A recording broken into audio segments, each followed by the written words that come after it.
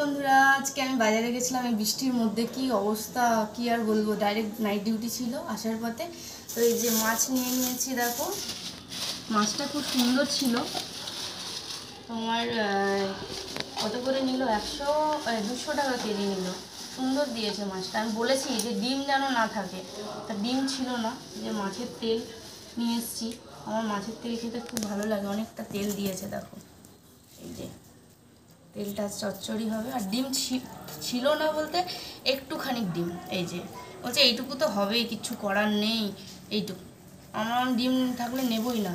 মাছটা খুব সুন্দর, পুরো নড়ছিল।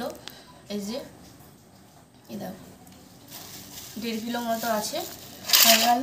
এইদিকে নিয়ে নিয়েছি শসা 1 কিলো। শসাটা নিল 30 টাকা করে, খারাপ না, ভালো। আর এই যে টমেটো নিল 50 টাকা কেজি। টমেটোর দাম বিশাল বেড়ে গেছে। যে তোমাদের ওখানে কত করে নিচ্ছে কমেন্টে জানাবে। আর এই যে আলু নিলাম 1.5 কিলো, এটা হচ্ছে 20 টাকা কিলো।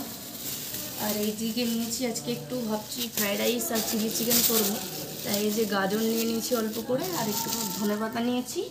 আর এদিকে মাছের তেল করবো বলে বেগুন নিয়েছি 2টো।